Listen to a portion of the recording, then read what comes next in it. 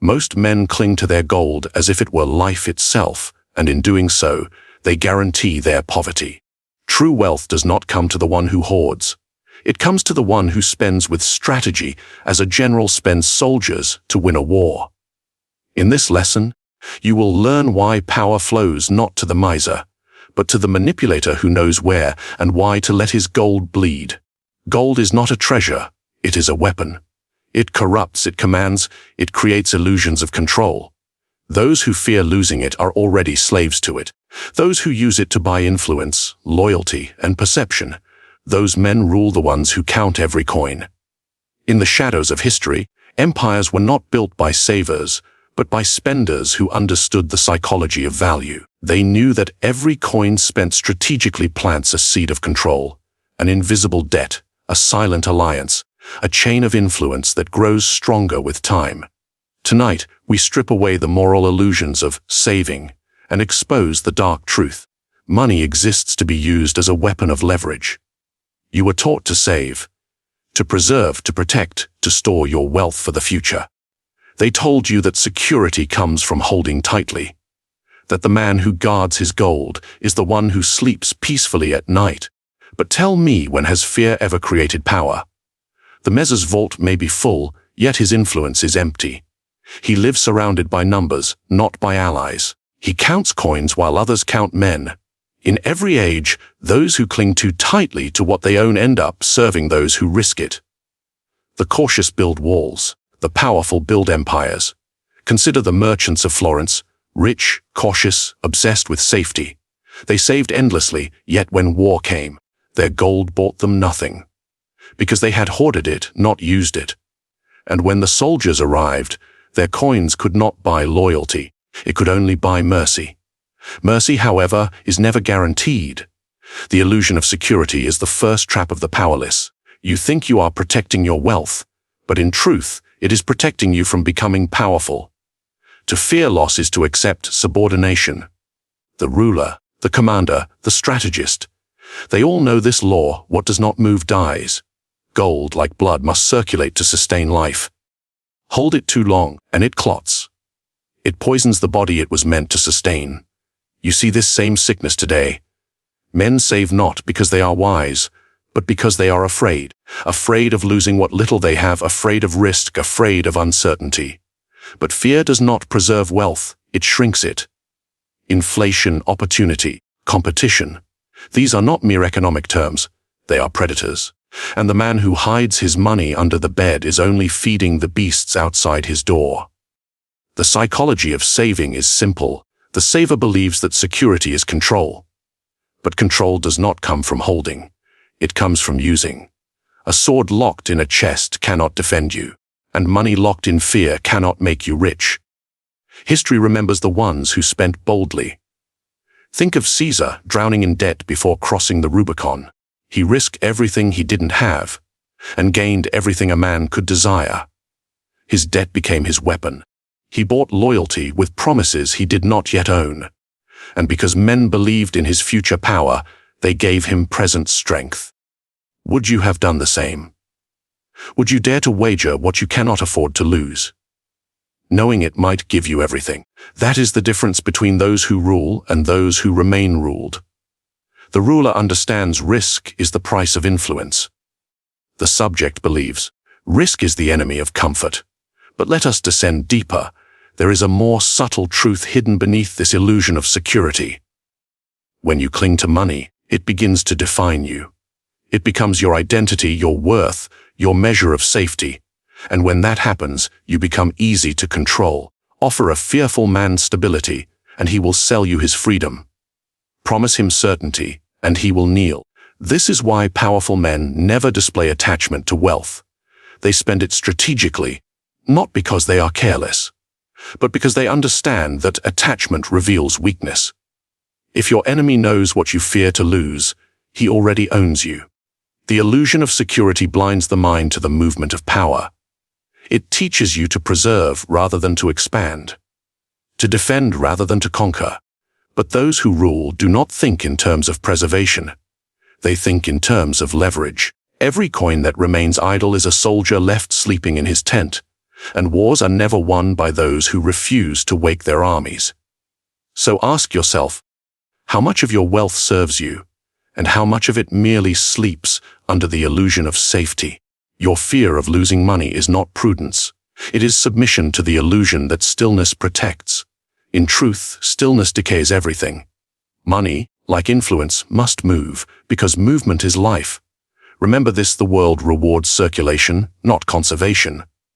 The one who invests commands, the one who hoards obeys. Because while the fearful man saves for tomorrow, the strategist buys tomorrow today. The illusion of security is comfort for the poor in spirit. The wise man burns it to build something stronger, momentum. So let your wealth breathe, spend where power grows, lose where loyalty is gained. Because in the end, it is not the one who saves who becomes rich, it is the one who uses his gold as a weapon. Power is not earned, it is perceived. And perception, my friend, is a weapon sharper than any blade. Men do not follow the richest. They follow the one who appears rich enough to lose.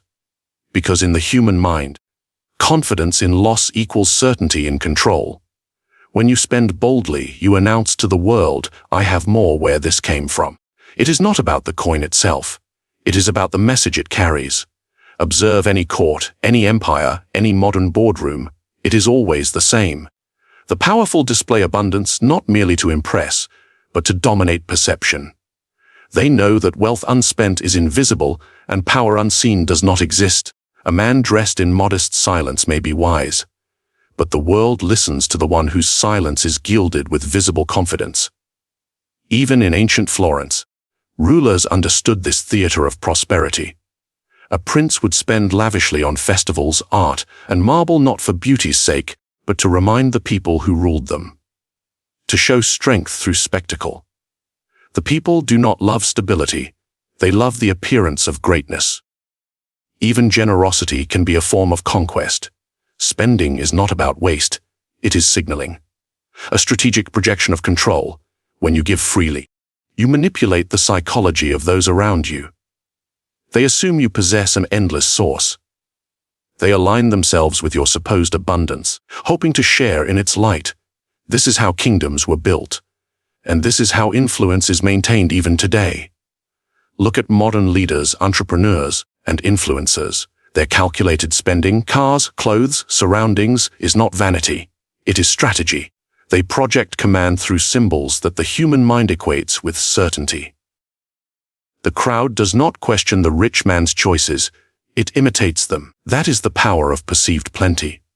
You might say, but is this not deception? No, it is design. All power depends on illusion.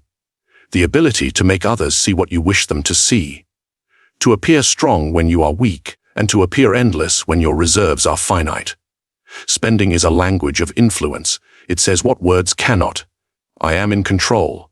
And control, once believed, becomes reality. People do not follow truth, they follow conviction. And the man who spends without fear embodies the most persuasive conviction of all, that he is untouchable. Consider the case of Louis XIV, the Sun King of France. His court at Versailles consumed vast sums, yet every gold leaf, every mirror, every banquet was a weapon of dominance. He bankrupted rivals not by war, but by forcing them to imitate his luxury. They spent to keep up, until they had nothing left. That is psychological warfare disguised as splendor. Louis understood what many never will: money, once displayed strategically, enslaves others through envy, aspiration, and imitation. Those who watched his brilliance could not resist orbiting his light. Would you not prefer to be the sun, rather than the shadow who watches it rise? In the modern world, this same principle thrives quietly behind every brand, every image, every social symbol. People spend to appear powerful, and those appearances create real power. For perception shapes reality long before results ever do. You might think authenticity matters. It doesn't. What matters is the effect your actions have on the minds of others. Spend with purpose, and your audience will write the story for you. They will exaggerate your strength, inflate your wealth, and spread your myth without your effort. They will make you more than you are, because they need to believe in someone greater than themselves. That is the secret of social control. Let them see your hand, but never your reserves. Let them believe that what you spend is merely the overflow. Of course, this power is fragile if done carelessly. A fool spends to feel important. A strategist spends to prove importance. The difference is precision, knowing when display builds respect and when it breeds resentment. A ruler who spends only on himself loses the loyalty of his people, but one who spends to create the illusion of shared prosperity becomes irreplaceable. His generosity binds others in invisible chains of gratitude. So I ask you, what do your choices signal? Does your spending whisper of control, or does it reveal your fear of loss? Do you use wealth to build perception, or do you hide it, waiting for safety that never comes? Understand this. Men obey not the richest, but the boldest. The world bends not to balance sheets, but to symbols of strength. To spend is to declare that you are already winning. And in the theater of power, that declaration is enough to make it true. But remember, every display comes with a cost. Spend too little, you are invisible. Spend too much, you are exposed. Power is not taken by force alone. It is taken through belief. Men obey what they perceive to be powerful, even when the truth hides another story entirely. That is the art, the manipulation of perception. When you spend strategically, you are not buying objects. You are buying belief systems. You are shaping how others see you, and in doing so, how they treat you. The human mind is simple in its weakness. It trusts appearance over essence. And this, my friend, is the most profitable deception you can master. Imagine two men. One has gold in his vault, the other spends his gold where eyes can see. The first man owns wealth, the second owns attention. Which one truly rules? In every society, power belongs to the man who controls perception. He who shapes what others believe, commands what others do. The wise ruler understands this. It is better to be thought powerful than to prove it, because people act according to what they think you are capable of, not what you truly are. Consider the Medici family of Florence. They began not as kings, but as bankers. Yet through art, patronage, and the careful spending of wealth, they crafted an image of divine authority. They paid painters to immortalize them beside saints. They funded cathedrals that whispered their names in every prayer. Was it faith that made them rulers? No, it was psychology. They understood that if enough people believed in their greatness, no one would dare to question the truth. And so, perception became power incarnate. You see, the crowd does not analyze, it feels. Emotion moves them faster than reason ever could. That is why manipulation of perception is not built on facts but on symbols. The symbol of generosity, the image of confidence, the illusion of abundance. These are not lies, they are tools. They allow you to write the narrative others will live by. When you appear generous, people call you noble. When you appear fearless, they assume you are strong. And once that assumption takes root, it becomes a self-fulfilling truth. People begin to treat you as powerful, and thus, you become so. You must understand that generosity is one of the most effective weapons in this theater. A calculated gift can enslave more surely than a threat. When you give, you plant a debt in the mind of the receiver. A silent obligation that whispers, "You owe me." And because human pride despises debt, they repay it, not always with money, but with loyalty, praise, and obedience. The powerful man spends to bind others without chains. He purchases gratitude disguised as friendship. Have you ever wondered why rulers, even tyrants, reward their closest allies with favors and wealth? It is not kindness, it is containment. A rich ally is easier to control, because he is trapped by what he has been given. He cannot turn against the hand that feeds him, for fear of losing the illusion of favor. There is also a deeper layer, psychological warfare through appearance. When you appear abundant, others hesitate to compete. They assume your strength, and their hesitation becomes your protection. A strategist spends not only to gain allies, but to instill doubt in rivals. Perception paralyzes opposition long before confrontation begins. That is why kings hosted lavish feasts before going to war. Why modern leaders showcase luxury before negotiation. They are not celebrating, they are signaling. Every display of control sends a message: I have already won.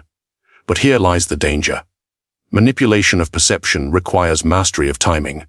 Show too much wealth, and envy breeds rebellion. Show too little, and respect fades.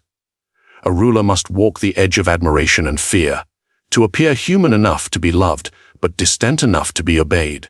Even a smile can be a mask. Even generosity can be a leash. And the moment people see through the illusion, your power evaporates like smoke. So you must guard your image as you would a kingdom. Every word, every gesture, every coin spent must serve the image you wish to project. Do not let chance define how others see you. Define it yourself, and let them live in the shadow of your design. Remember this truth: reality matters little compared to belief. In the game of power, the most dangerous man is not the richest or the strongest. It is the one who decides what others think he is. For when you control perception, you no longer need to control men. They will control themselves in your favor. Wealth is not meant to be spent aimlessly. It is meant to move strategically. Every coin in your hand is a potential lever, small in itself, but capable of lifting great weight if placed correctly. Most people see money as an end, the wise see it as a means, and the truly powerful see it as leverage. Ask yourself this when you spend: what do you buy? Comfort, pleasure, vanity. Then you are wasting your army on decoration. Because money, when used without purpose, dies where it falls. A strategist spends not to consume, but to command. Each transaction is an investment in control. Control over people, over opportunities, over the invisible strings that move society. This is the law of leverage. Every coin must buy more than comfort. It must buy advantage. Consider the Borgias of Renaissance Italy. They didn't hoard their wealth, they deployed it. A gift to a cardinal bought silence. A loan to a noble bought obedience. A feast for the masses bought loyalty that no sword could enforce. They understood that a well-placed coin can achieve what 1,000 soldiers cannot. A bribe is not corruption. It is strategy wearing an ugly mask. And in politics, results do not ask for moral approval. Would you rather be praised for honesty or obeyed through influence? Leverage is the secret weapon of the unseen ruler. It allows the weak to appear strong and the poor to play among kings. A man with no leverage must beg for opportunity. A man with leverage commands it. He may own less, but he controls more. That is why the powerful invest not in possessions, but in positions. They buy access. They buy information. They buy time. Each of these, once acquired, multiplies their reach far beyond their actual wealth. In human psychology, leverage operates quietly. It is built on dependence. When someone needs you, your money, your approval, your silence, they are already beneath you.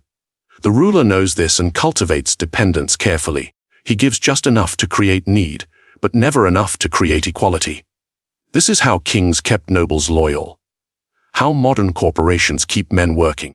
How relationships of all kinds are truly governed.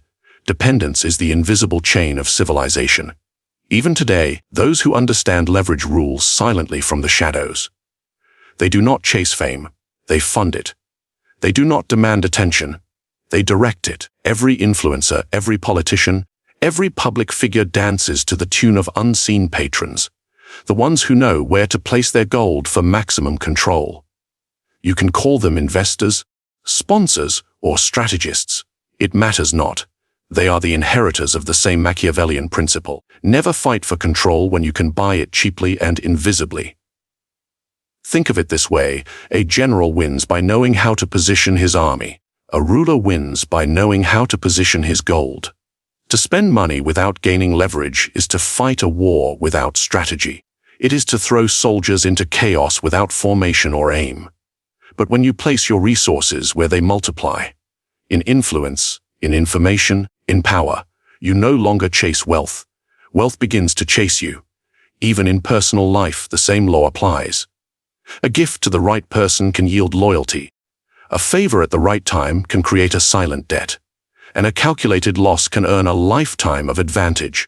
The art lies in discernment, knowing who is worth investing in and who merely consumes your energy like a leech.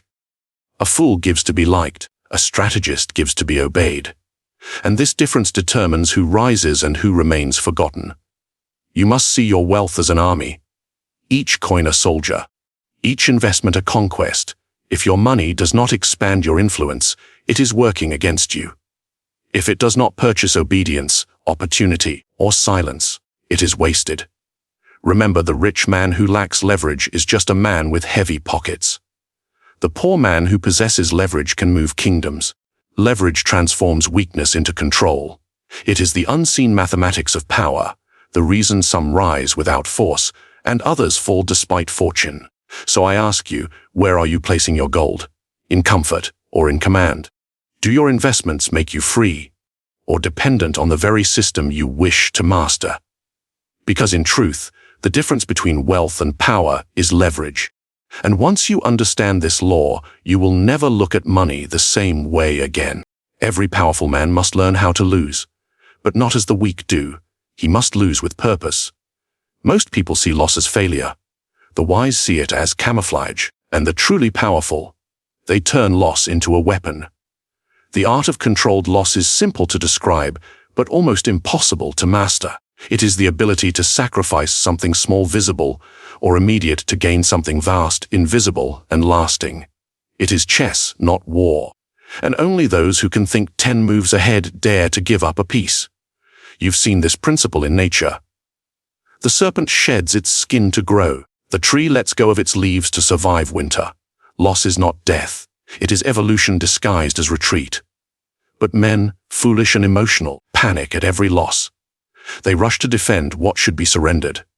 They cling to what should be sacrificed. And in doing so, they destroy the advantage that loss could have given them. Consider Julius Caesar. When captured by pirates, he paid his ransom without resistance. But he did not pay to escape. He paid to learn. He studied their habits, their arrogance, their weakness. And when freed, he hunted them down and crucified every last one. What appeared as submission was strategy. He lost a fortune but bought insight, and with it, domination. You see, controlled loss is not weakness. It is theater. A deliberate illusion of defeat that misleads your enemies, earns their pity, and lowers their guard until your hand closes around their throat. Ask yourself, when was the last time you allowed someone to underestimate you? When did you pretend to lose an argument to win their trust? When did you surrender a position not from fear, but from foresight? If your answer is never, then you have been fighting with pride, not with strategy. Pride demands victory now. Power waits for the perfect moment. Every empire that has ever risen understood this. The Romans abandoned battles to win wars. They surrendered territory to secure loyalty. They retreated not in weakness, but in patience. They knew that every step back, taken consciously, is a step forward in disguise. In psychology, this is the principle of control through concession. When you give someone what they want, they stop resisting you. They feel powerful, safe, in command, and that's when they become easiest to guide. When you lose intentionally, you manipulate the emotional current of your opponent. You turn their triumph into your leash.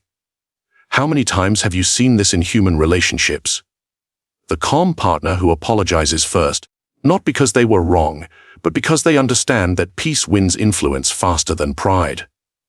That, too, is controlled loss, the surrender of ego to gain dominion over emotion. In politics, kings practiced it masterfully. A ruler might yield land, titles, or privilege to a rival to appease him, all while planting seeds of dependence and gratitude. The rival feels victorious, never realizing that his new position binds him closer to the throne he sought to defy. A false victory is the most efficient chain you can place around another man's neck. Even today, you see this everywhere. Corporations offer discounts that cost them millions, but the loyalty they buy in return is worth billions. That is not loss. It is leverage disguised as generosity. Controlled loss turns pain into profit and appearance into advantage. The weak lose and despair. The strong lose and learn. But the strategist, he loses deliberately. He bleeds where it will distract the enemy. He fails where the world is watching, while building his true power in silence. It is not martyrdom. It is manipulation through patience. Because when the crowd celebrates your downfall, they forget to guard against your return. And when you rise again, calmer, stronger, inevitable, they will call it destiny. But it was only design. So I ask you, what are you holding on to that prevents your rise? What battles do you fight that are not worth the war? Are you trying to protect your pride or your position? Understand this: to win everything, you must be willing to lose something. Control the loss, and you control the outcome. True mastery lies in knowing what to sacrifice, and when. There is a kind of wealth that gold cannot buy, a fortune invisible to accountants, but priceless to rulers. It is the wealth of influence. While fools chase coins, the wise purchase minds, because men, not money, move the world. Influence is not about authority. It is about belief. It is the power to make others act as you wish, while they imagine they are acting of their own accord. This is the highest form of control, to command without appearing to command. Gold may build palaces, but only influence fills them with loyal servants. You must understand this truth. Money obeys influence, not the other way around. The merchant who controls markets may be rich, but the priest who shapes belief controls the merchant himself. This is why kings once feared philosophers more than armies. An army can take your throne, but an idea can make you unworthy of it. Influence is the invisible empire that outlives all others. Consider the Medici once more. Their gold gave them power, yes, but what preserved it for generations was perception. They funded artists, poets, scholars, not for art's sake, but to shape the cultural soul of Florence. They made themselves not just rulers of money, but guardians of meaning. When the people looked at the city's beauty, they saw the Medici reflected in every marble and mural. That is not wealth. It is immortality purchased through influence. In psychology, influence operates through three levers: admiration, dependence, and fear. Admiration is the most elegant. People follow those they envy. If you seem to possess what they desire, confidence, abundance, mystery, they will seek your approval, and in seeking it, they place you above them. Dependence is colder. Give others what they cannot easily replace. Connections, opportunity, validation, and you bind them through quiet desperation. And then fear, the rawest, oldest tool of control. A man who fears losing what you provide will serve you more loyally than one who merely loves you. The art lies in knowing how to weave all three. Too much fear breeds rebellion. Too much love breeds complacency. Balance them, and you become untouchable. The economy of influence is built not on what you spend, but on what you symbolize. Every action, every silence, every display must send a message, because people do not follow reality, they follow perception. And perception must be curated like a stage. You must learn to play the role others want to believe in. The mentor, the protector, the visionary, the savior, these are not virtues. They are instruments. The moment they believe in the image you present, you no longer need to convince them. They will convince themselves. History is filled with those who ruled through illusion. Julius Caesar declared himself a servant of the Republic, even as he dismantled it. He gave the people festivals and bread, and in return, they gave him a crown disguised as gratitude. Napoleon crowned himself emperor in a church filled with priests, a symbolic act to show that his authority came from himself, not from God or man. These gestures were not vanity, they were currency. Each act bought belief, and belief buys obedience. Today, influence wears a new mask. It does not sit on thrones. It sits on screens. Social media kings, political leaders, corporate icons, all sell perception as product. They spend not to impress, but to anchor belief in their superiority. Every image, every statement, every gesture is designed to reinforce a single idea. I am the one you must follow. That is the modern currency of control, and those who understand it can dominate entire nations without ever raising their voice. So ask yourself, what is your currency of influence? Do you command admiration? Do you create dependence? Or do you wield fear? Because in the game of power, money without influence is just decoration. It glitters, but it does not govern. Influence, on the other hand, multiplies endlessly. It cannot be stolen, counterfeited, or taxed. It spreads silently, reshaping perception long after you've spoken. That is why true power is not measured in wealth, but in the number of minds that move when you whisper. Never forget this: to own money is fortune. To own influence is destiny, because when you master the economy of influence, you no longer need to pursue power. Power pursues you. Power is never taken.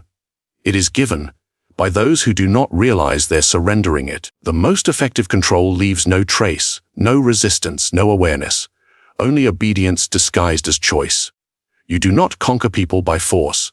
You guide their perception. You let them believe they are free, while you quietly decide what freedom means. That is the essence of invisible domination. Influence their pride, their fears, their desires, and they will chain themselves, while thanking you for the key. So ask yourself, whose game are you really playing? And more importantly, who is playing you without your knowing? Reflect on that, then act. Comment your thoughts below, share your own strategies of silent control. Subscribe if you wish to master the unseen architecture of power, and share this message, not as a gift, but as a test, because only those who understand manipulation deserve to wield it.